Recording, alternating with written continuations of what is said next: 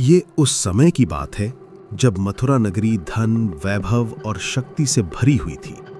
लेकिन उस वैभव के पीछे एक ऐसा राजा बैठा था जिसका हृदय भय, क्रूरता और अहंकार से भरा हुआ था। उस राजा का नाम था कंस। मथुरा का राजा कंस। कंस बाहर से शक्तिशाली राजा था, पर भीतर से वो हर समय अपनी सत्ता के छिन जाने के डर से कांपता रहता था। उसे न धर्म से प्रेम था, न प्रजा से करुणा। उसके लिए सत्ता ही सब कुछ थी। कंस की एक बहन थी, देवकी। देवकी स्वभाव से शांत, कोमल और धर्मपरायण थी। कंस अपनी बहन से प्रेम तो करता था, पर वो प्रेम भी स्वार्थ और अधिकार से भरा हुआ था। देवकी और वसुदेव का विवाह। समय आया जब देवकी का विवाह यादव कुल के श्रेष्ठ पुरुष वसुदेव से तय हुआ। विवाह बड़े धूमधाम से हुआ। मथुरा में उत्सव का वातावरण था। ढोल, नगाड़े, शंख और मंगल गीत चारों ओर गूंज रहे थे। विवाह के बाद कंस स्वयं रथ हक कर अपनी बहन देवकी को विदा करने चला। कंस को गर्व था, मैं मथुरा का राजा हूं, मेरी बहन का विवाह पूरे वैभव से हुआ है। आकाशवाणी, जिसने सब कुछ बदल दिया। जैसे ही रथ आगे बढ़ा, अचानक आकाश से एक भयानक आवाज गूंजी। वो कोई साधारण आवाज नहीं थी, वो दैवी आकाशवाणी थी। आवाज बोली, हे कंस, जिस बहन को तू विदा कर रहा है, उसी का 8वां पुत्र तेरी मृत्यु का कारण बनेगा।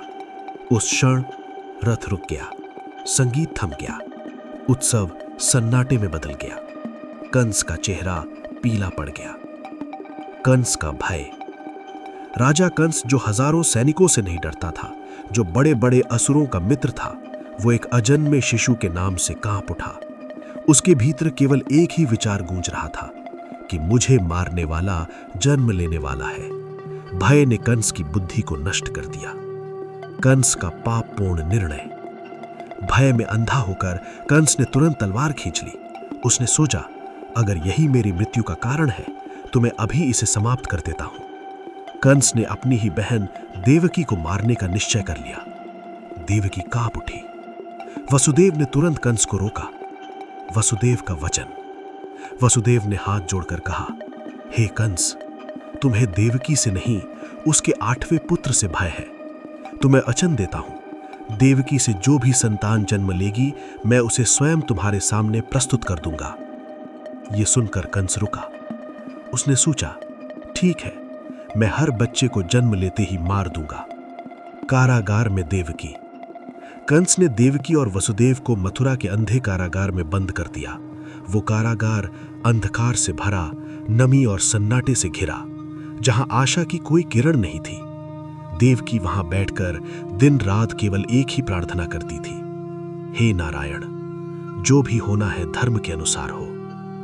पहला पुत्र। समय बीता। देवकी ने पहले पुत्र को जन्म दिया। जेल की दीवारों में एक नवजात के रोने की आवाज गूंजी। वसुदेव ने वचन निभाया। उन्होंने स्वयं जाकर उस शिशु को कंस के सामने प्रस्तुत किया। कंस का हृदय पत्थर बन चुका था। कंस ने बच्चे को देखा। एक क्षण के लिए उसके भीतर भाई होने का भाव जागा, लेकिन अगले ही क्षण भय ने सब कुछ कुचल दिया। बिना दया, बिना सोचे कंस ने उस शिशु को मार डाला।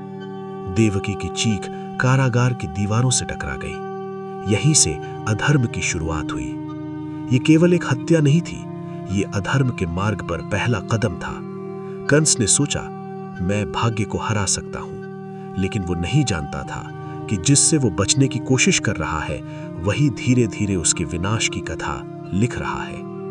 पहला भाग यहीं समाप्त होता है। अगले भाग में आप जानेंगे कंस ने 6 बच्चों को क्यों मारा, वे 6 पुत्र वास्तव में कौन थे, और ये सब केवल भय नहीं बल्कि एक पूर्व जन्म का रहस्य कैसे था।